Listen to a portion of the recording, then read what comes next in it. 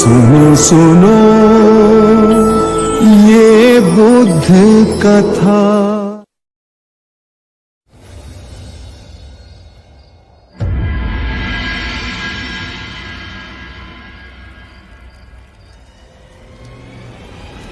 कौन है? कौन है? कोई राजपूत के अंदर घुस आया है। ढूंढ कर लाओ पकड़ो उसे। और जल्दी से दूसरी चौकी में सूचित करो, जल्दी। नई नगरी से कुछ लोग राज परिसर में घुसने का प्रयत्न कर रहे हैं। महाराज का जीवन संकट में है, हमें उसे किसी भी हालत में ढूंढना होगा।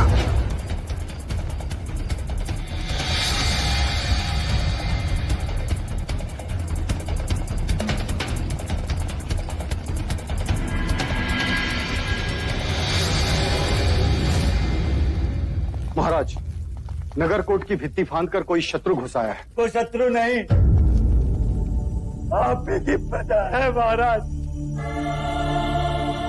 गांव तो छीन लिया, अब सांसें भी छीनना चाहते हैं आप।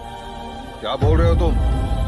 मैंने लोगों को गांव से दूर किया ताकि रोगियों को चिकित्सा मिले, गरीबों को रोटी मिले, किसी को किसी बात की कमी ना हो। जितना छीना है उससे अधिक देने का प्रयत्न किया मैंने। और सच्चाई तो ये है महाराज, वहाँ अन्न का एक दाना तक नहीं है, भूखा लोग मर रहे हैं वहाँ। अपने प्राणों पर खेल ये यात्रा सुनाने आया हूँ महाराज। किसी भी क्षण वहाँ मृत्यु।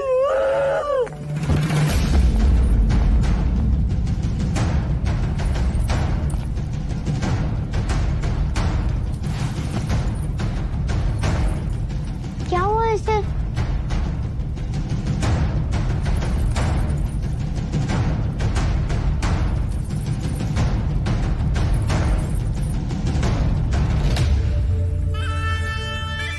आंखें खोलो।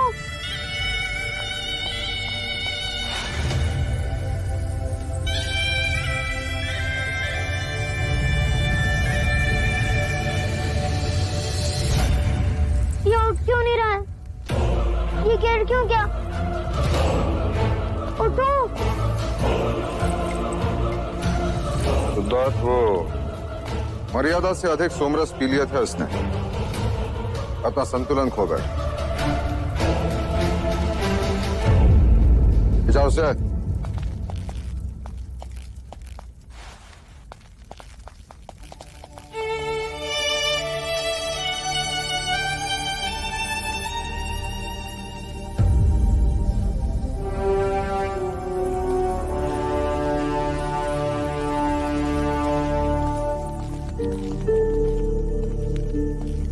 माँ, ये सोमरस क्या होता है?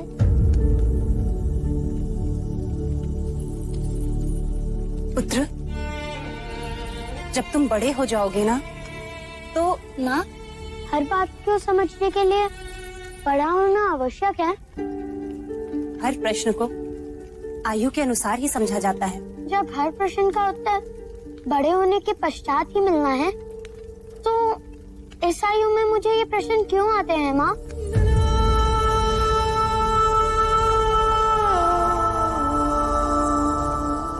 महामंत्री, इस माही की बात पर तुम्हें कितना विश्वास है? महाराज, माही का वचन और उसकी तलवार कपिलवस्तु के लिए हमेशा से निष्ठावान रहे। यदि आज वो रोगी नहीं होता तो हमारी सेना का नेतृत्व कर रहा होता।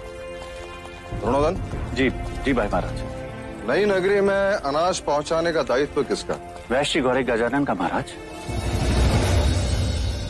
ये वही वैश्य है जो उस दिन न्याय सभा में असत्य बोलते पकड़ा गया था? जी महाराज। कल उसे न्याय सभा में प्रस्तुत किया जाए। जो आज्ञा महाराज।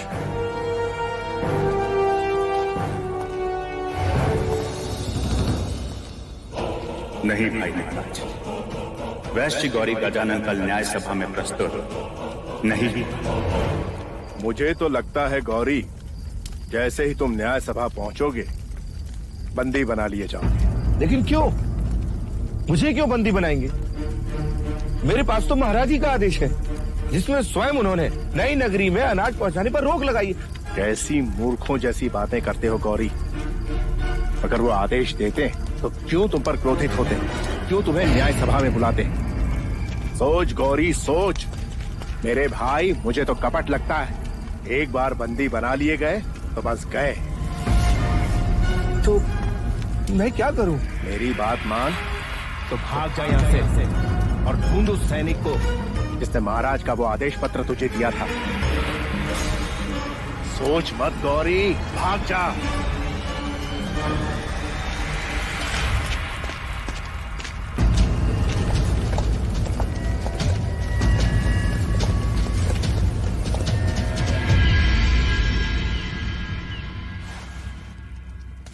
क्या वैश्य गौरी गजानन उपस्थित हैं? जी नहीं महाराज।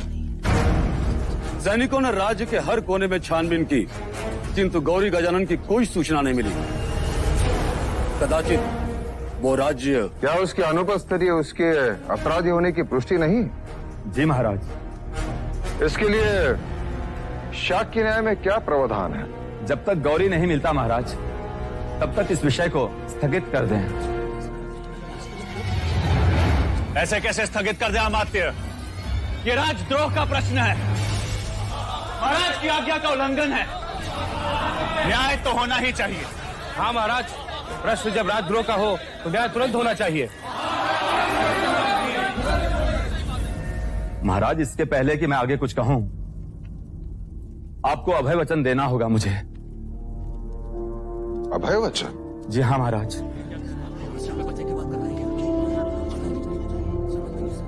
मैं तुम्हें अभय वचन देता हूं अमात्य। महाराज, नई नगरी में अन्न पहुंचाना राज्य का उत्तरदायित्व था और इस कार्य के लिए गौरी को नियुक्त किया था। वो असफल रहा और कोई नहीं जानता कि इस समय वो कहां है। पहले भी गौरी इस न्याय सभा में अपराधी सिद्ध हो चुका है। न्याय सभा ये बात जानती है अमात्य।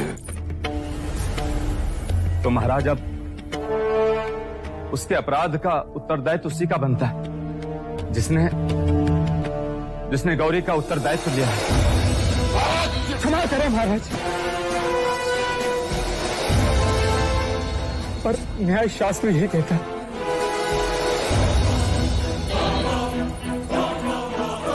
तुम्हारा संकेत युवराज सिद्धार्थ की ओर है। भाई महाराज, आप क्रोधित ना हो और इसे क्षमा कर दीजिए। भाई महाराज, कदाचित अमात्य ठीक कह रहा है। हमें इस न्याय को स्थगित कर देना चाहिए। नहीं द्रोणोदन, न्याय होगा, अवश्य होगा। परंतु भाई महाराज, युवराज सिद्धार्थ तो बालक हैं। वो कैसे गौरी के अपराध के उत्तरदायी हुए? उत्तरदायित्व लेने वाले को कल दंड गृह में प्रस्तुत किया जाए। न्याय वही होगा।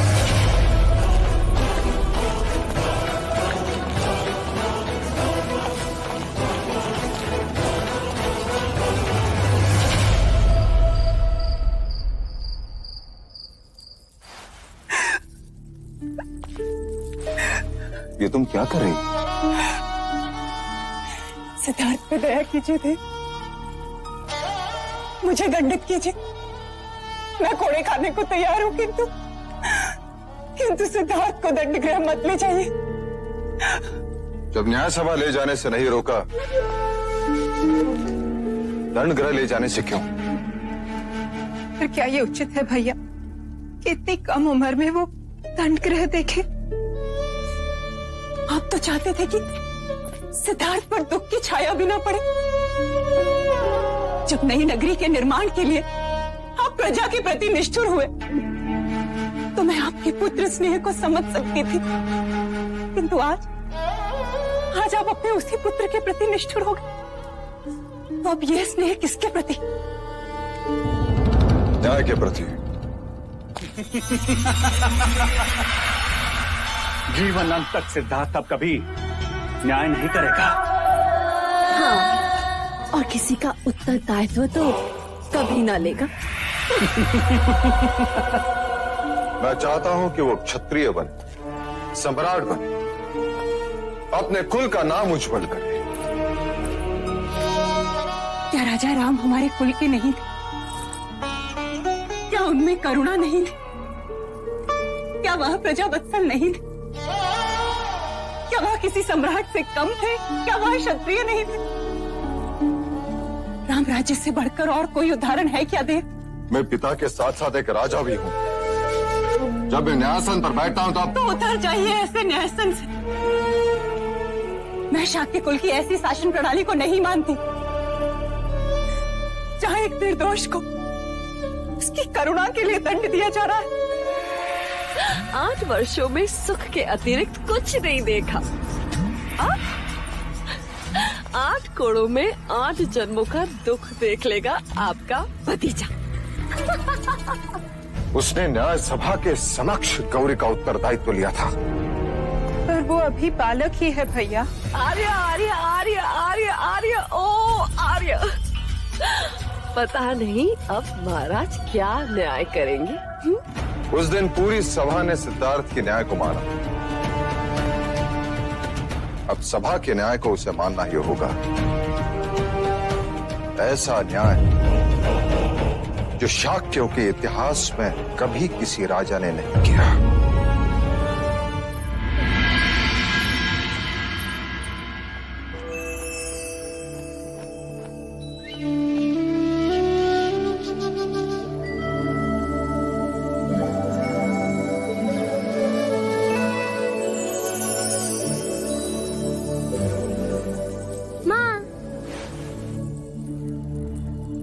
सुबह से ढूंढ रहा था तुम्हें और तुम यहाँ हो। तुम रो क्यों रही हो माँ?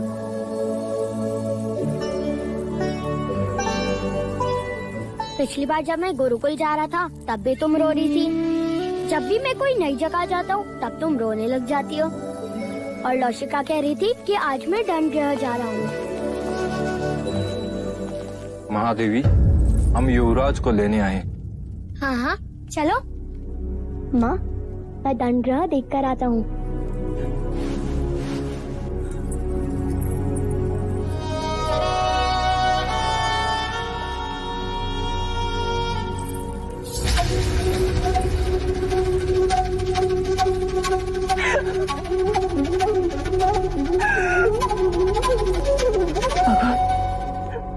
भगवान मेरे सिद्धार्थ की रक्षा करना।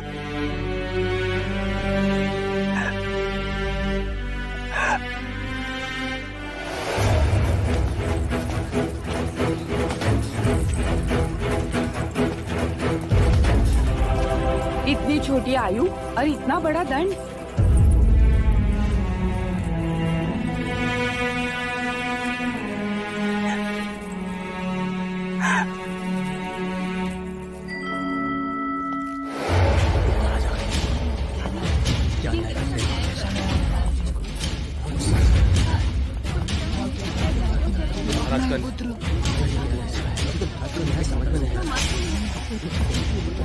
दंडगृह में इतनी भीड़ कैसी? महाराज, ये भीड़ न्याय की विनती के लिए है। कृपा कर आप अपने न्याय को स्थगित करते महाराज। हाँ भाई महाराज, मैं आकाश पाताल लेकर उस वैश्य गौरी को ढूंढ निकालूंगा। उत्तरदायित्व लेने वाले को उपस्थित किया जाए।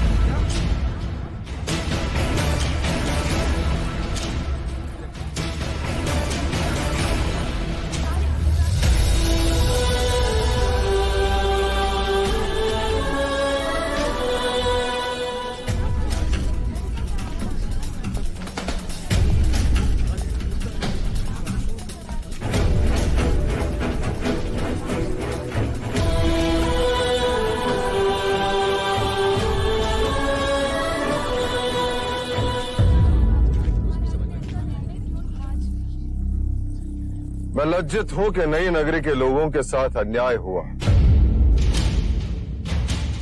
अन्न पहुंचाना राजा का कर्तव्य है और यह दायित्व मैंने गौरी को दिया था।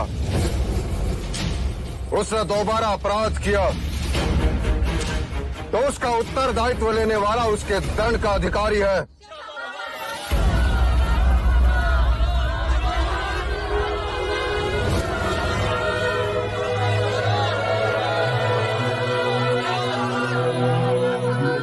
क्षमा कीजिए महाराज, न्याय सभा में आपने एक राजा बनकर सोचा, अब एक पिता बनकर सोचिए। उत्तरदायी दंड भुगतने के लिए सक्षम नहीं, इसलिए उसका दंड उसके पिता को दिया जाता है।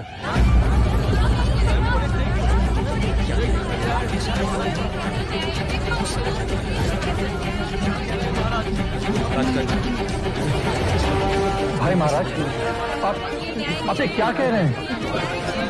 दंड देना राजा का धर्म था और दंड भुगतना पिता का धर्म है। परंतु महाराज, इसका युवराज सिद्धार्थ पर क्या असर पड़ेगा? मेरे पुत्र को यह ज्ञात हो जाएगा कि बिना सोचे समझे झूठे मनुष्य का उत्तरदायित्व लेना भी अपराध है। करुणा से राज्य नहीं चलते। महाराज, उठाओ कोड़ा, मैं तैयार हूं।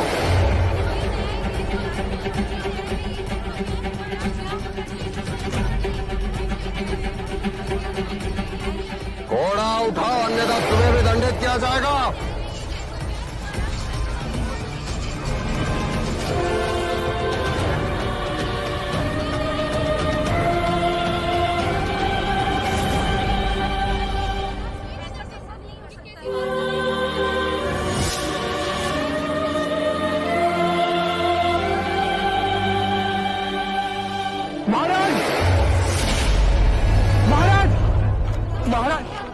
महाराज, गौरी, क्षमा महाराज। देखते क्या हो, बंदी बना लो इसे। क्षमा महाराज, महाराज क्षमा। नए नगरी में अन्न पहुंचाने का दायित्व तुम्हारा था या नहीं गौरी? था महाराज। तो आज्ञा का पालन क्यों नहीं हुआ? क्योंकि महाराज वो भी तो आप ही का आदेश था। क्या?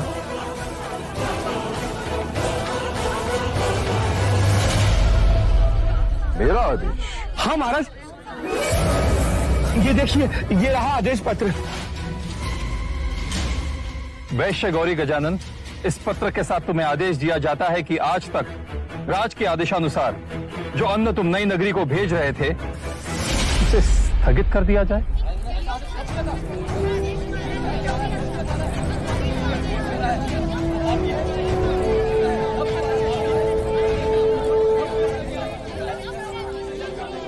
ये पत्र खोटा है।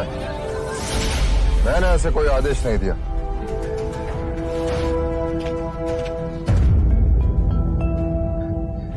जी महाराज, ये आदेश पत्र खोटा है।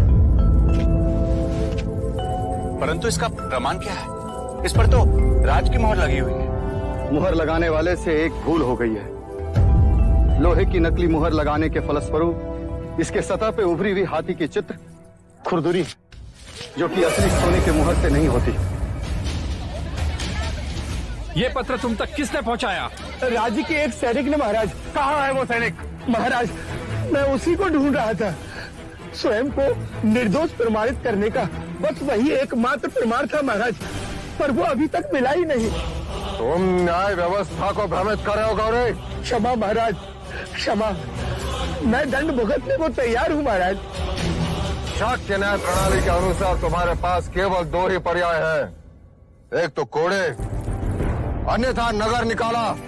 महाराज, मैं नगर छोड़ दूंगा और जाने से पहले एक बार युवराज सिद्धार्थ से मिलना चाहता हूँ।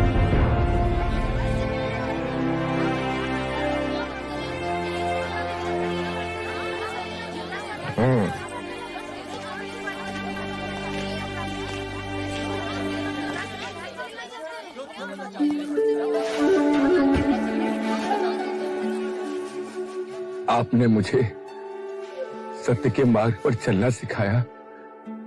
आपका विश्वास बना रहे, इसलिए मैंने किसी भी तरह का लालच न करके कोई भी छल कपट नहीं किया।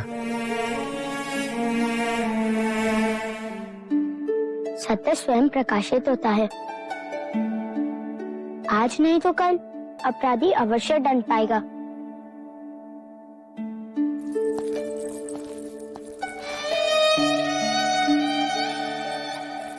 बोलो बोलो युवराज सिद्धार्थ की जय, युवराज सिद्धार्थ की, युवराज सिद्धार्थ की, युवराज सिद्धार्थ की, युवराज सिद्धार्थ की, युवराज सिद्धार्थ की, युवराज सिद्धार्थ की, युवराज सिद्धार्थ की। महाराज कलकुली नरेश, महाराज मादन पानी, महादेवी अमिता को स्वयं लेने के लिए कपिल वस्तु में पधार रहे हैं। कोलिया नरेश महाराज दंड पानी पधार रहे हैं। प्रजापति लगता है वो आ गए। तुम देखना उनके स्वागत में कोई त्रुटि न रहे। अमिता दीदी, आप निश्चिंत रहें। यदि वो आपके स्वामी हैं, तो मेरे भी भाई हैं। प्रजापति, तुम देखना कि इस शुभ अवसर पर भैया और उनके बीच कोई राजकीय बातें न उभरे। आप चिंता न करें, मैं ऐसा होने नहीं दूंगी।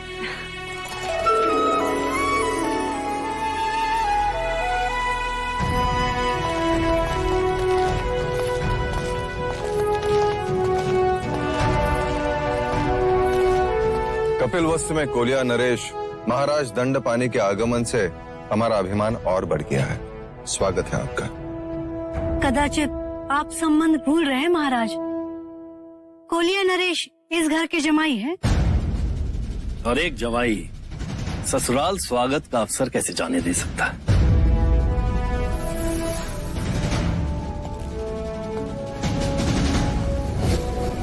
महाराज दंडपानी जमाई होने का लाभ उठा रहे हैं। आपसे अपने चरण धुलवाना चाहते हैं।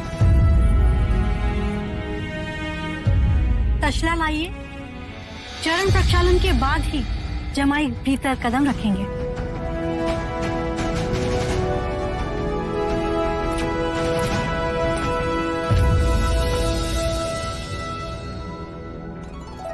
चरण तसले में रखिए भैया। ये तुम क्या कर रही हो प्रजा? मैं कपिल वस्तु के महाराज की अर्धांगिनी हूँ, अर्थात ये धर्म मेरा भी उतना ही हुआ। और आप मेरे बड़े भैया, तो ये दोहरा अवसर मैं कैसे छोड़ दूं? चरण तसले में रखिए। नहीं प्रजापति, तुम भली भांति जानती हो कि कोलिये पुत्रियों और भगिनियों से चरण स्पर्श नहीं कराते। रहने दो।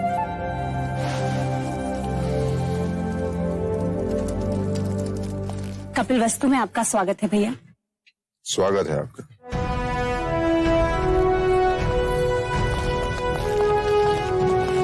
जैसे समाज को सही मार्गदर्शन देना ब्राह्मण का कर्तव्य है, वैसे ही समाज की रक्षा करना क्षत्रिय का कर्तव्य है।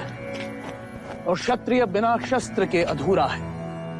शस्त्र हमें सुरक्षा प्रदान करते हैं और इन शस्त्रों का ज्ञान देने आए हैं राजा मितुदन।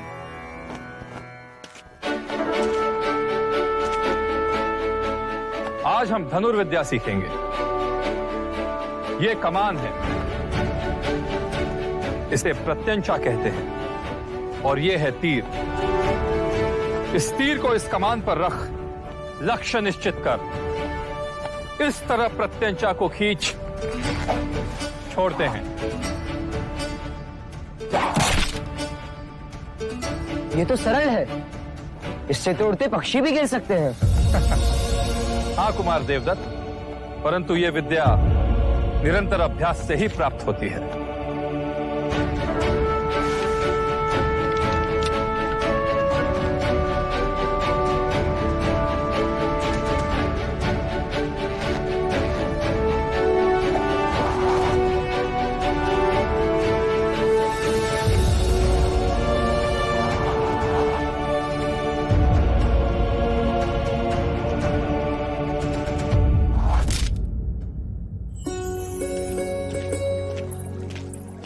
देवदत्त की तरह शस्त्रों का अभ्यास क्यों नहीं करते? मुझे शस्त्र अच्छे नहीं लगते। और अश्व? मुझे सारे प्राणी बहुत अच्छे लगते हैं। अरे वाह, कितने सुंदर पुष्प है ये। तुम इतने सारे पुष्प का क्या करोगी? मैं इन्हें देवता ले जाऊंगी। हमारे यहाँ ऐसे सुंदर पुष्प नहीं होते।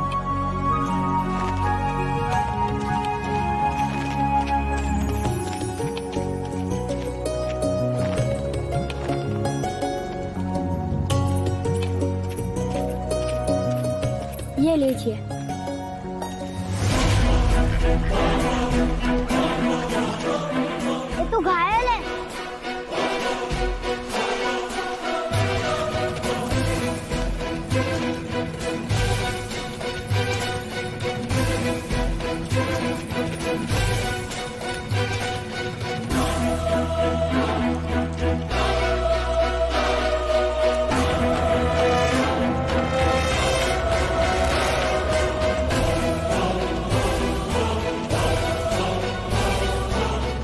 सिद्धार्थ, मैंने उड़ते पक्षी को मार गिराया। ले लो, मैं राजा अमितोदन को दिखाऊंगा।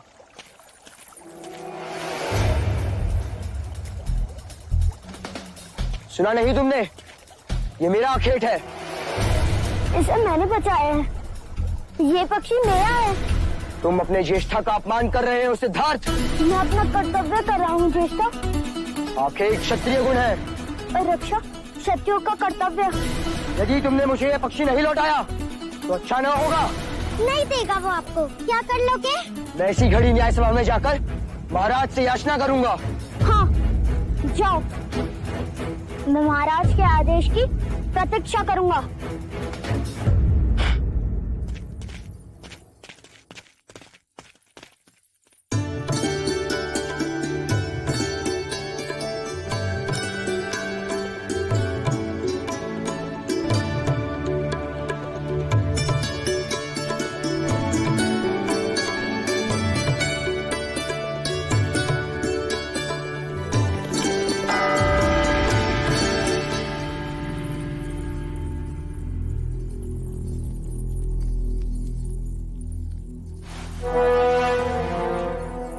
द्रोणोदन, ये न्याय घंट किसने बजाया? मैंने महाराज। महाराज मुझे न्याय चाहिए।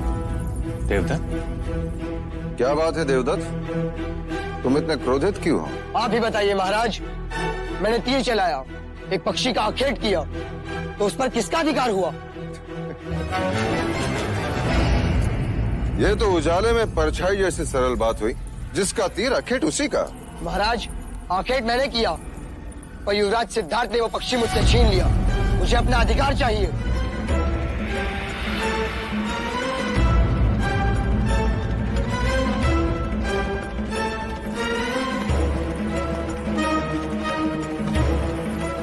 ये न्याय मांगने का उचित समय नहीं है देवता। उचित समय कब है?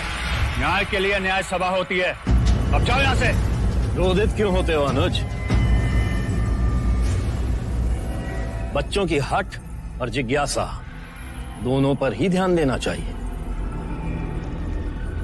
क्यों महाराज शुद्धोदन, उचित कहा ना?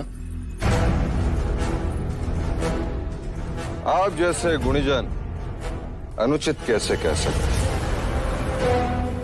जब देवदत्त ने न्याय घंट बजा ही दिया है तो उसे न्याय भी अवश्य मिलना चाहिए। महाराज, महादेवी अचानक अस्वस्थ हो गई है।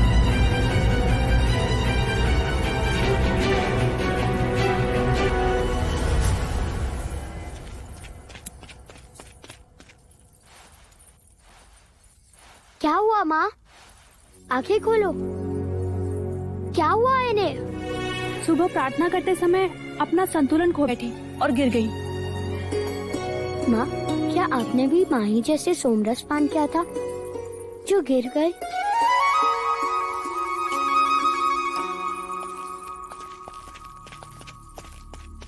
क्या हुआ प्रजा?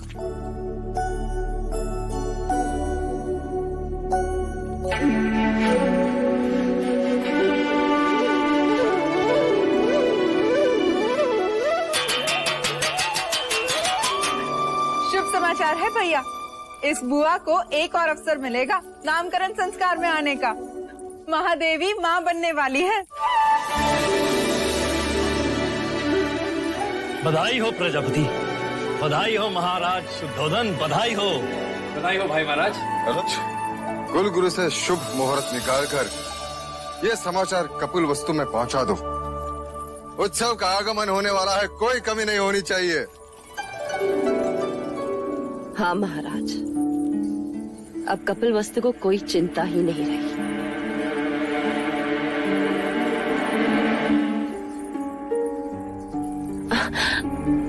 अब यदि असित मुनि की वाणी सत्य भी होती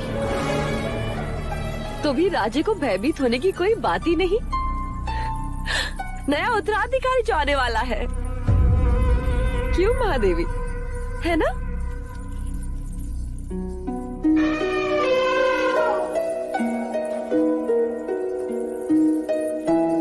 मेरा मित्र कुंज आ गया।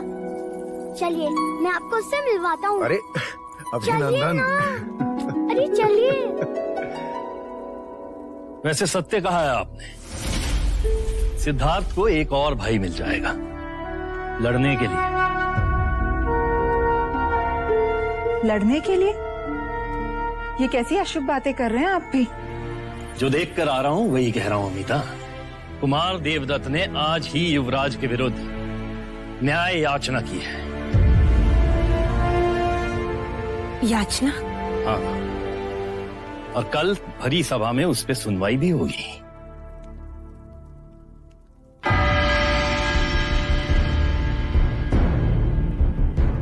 कहो कुमार देवदत्त, आप दरबार से क्या न्याय चाहते हैं? महाराज, मैंने पक्षी का आखेट किया, वो पक्षी मेरा हुआ।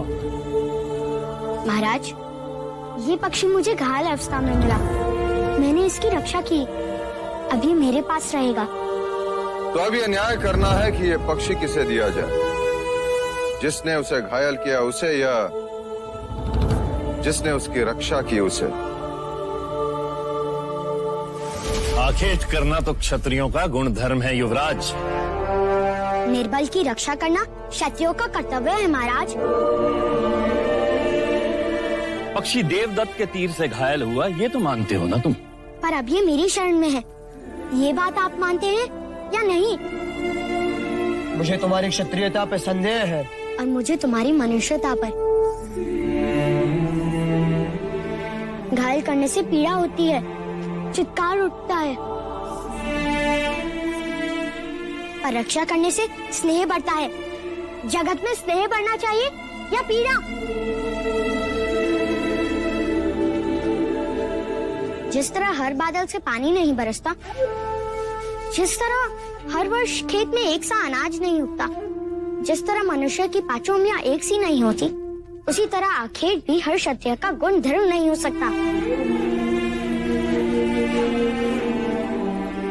सच्चा क्षत्रिय रक्षक होता है, ऐसा आचार्य कहते हैं। धर्म रक्षा क्षत्रिय धर्म, जीव रक्षा परमो धर्म। अब आप ही न्याय कीजिए।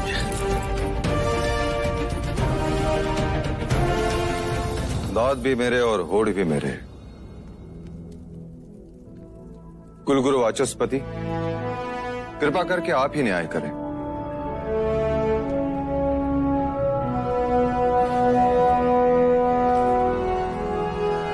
राजन, प्रश्न ये है कि इस पक्षी पर अधिकार किसका है? एक ने क्षत्रिय गुण धर्म दिखाए और एक ने क्षत्रिय धर्म। मैं भी असमर्थ हूं राजन। अब ये न्याय तो स्वयं पक्षी ही कर सकता है।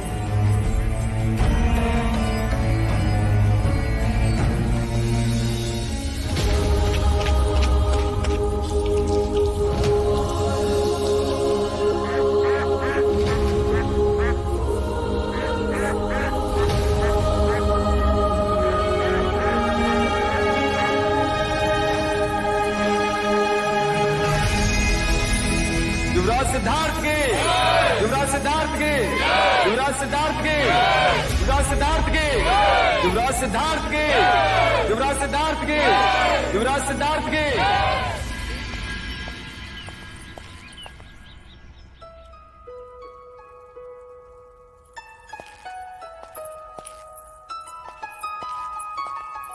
ये सब क्या है प्रजापति?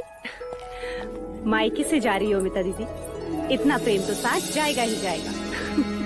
मैं तो कहती हूँ इस बार तुम भी हमारे साथ देवदा चली चलो, वर्षों से तुम नहीं आई हो वहाँ। बस एक बार युवराज बड़े हो जाए, फिर निश्चिंत होकर आ जा सकूंगी। इतने सारे केले देवदा तक जाएगा ये? इसे भूख लगे और रास्ते में कुछ ना मिले तो? मित्र होने के नाते मेरा भी तो कर्तव्य है कि मैं इसका ध्यान रखूं। मैं भी तो तुम्हारी मित्र हूँ, तुम मेरे लिए कुछ नहीं लाए? वाह, इतने सारे पुष्प, ये तुम लाए? नहीं, मैं लाया हूँ। देवदत्त तुम? हाँ, तुम्हें ये पुष्प बहुत पसंद है ना? हाँ, बहुत। वैसे अब पता नहीं फिर कब मिलना हो। बहुत जल्द। ये बुआ नामकरण के समय तो आएगी ही। और कह देती हूँ, आने वाले युवराज का नाम ये बुआ अपने पसंद से ही रखेगी। यशोधरा, सिद्धार्थ कहाँ है? पता नहीं, मैं भी उससे ही ढूंढ रही हूँ। सिद्धार्थ, सिद्धार्थ! ये देखो, कुंज ने देख लिया सिद्धार्थ को। कहाँ थे तुम? तुम्हारे लिए भेंट लाने गया था। कहाँ है? दो।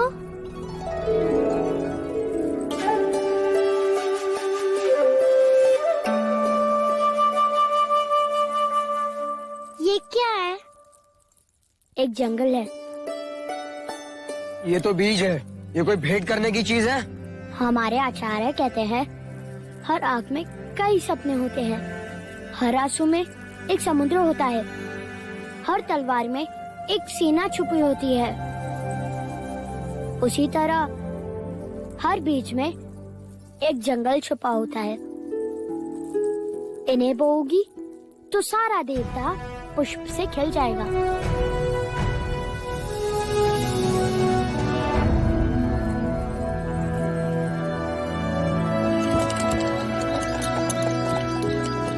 तुम्हारी याद आएगी। याद आने से स्नेह बढ़ता है। जगत में स्नेह बढ़ना चाहिए, ऐसा आचार्य कहते हैं।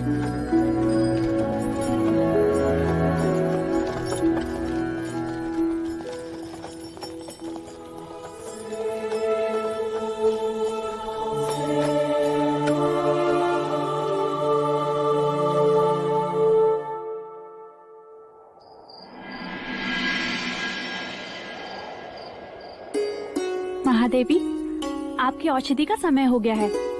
लौशिका, औषधि बाद में, पहले तू तेल लगा। ठीक है।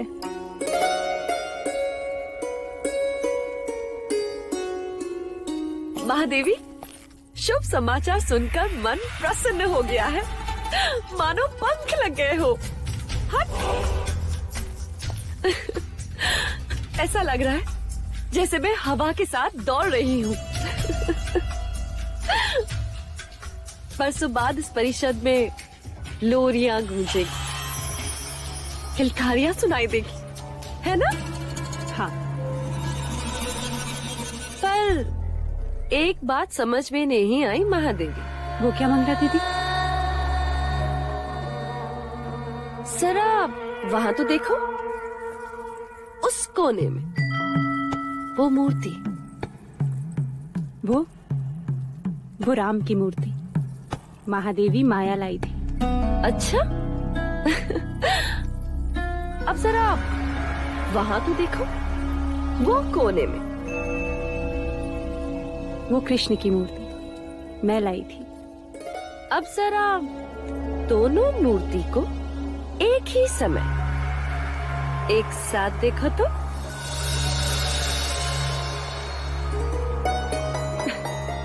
ये क्या ठिठोली है मंगला दीदी? ठिठोली नहीं है महादेवी, सत्य है। अब ये सोचो, एक कोने में सिद्धार्थ खड़े और दूसरे कोने में आपकी होने वाली संतान। तो दोनों का ध्यान एक साथ कैसे रख पाओगी महादेवी? वो दोनों मेरी दो आंखें होंगी मंगला दीदी। दो आंखें एक ही मनुष्य की होती है, फिर भी इनमें कितनी भिन्नता।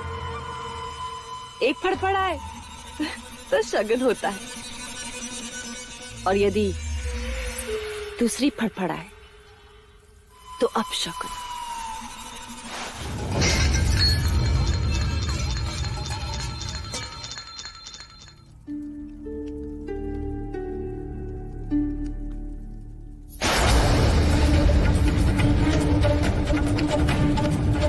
सिद्धार्थ को देखोगे तो अपनी संतान के साथ अन्याय करोगे, और केवल अपनी संतान को देखोगे महाराज को दुख पहुंचाओ। प्रजा, मुझे वचन दे कि तू मेरे सिद्धार्थ को उसकी सगी मां बनकर पालेगी। सिद्धार्थ को एक और भाई मिल जाएगा लड़ने के लिए।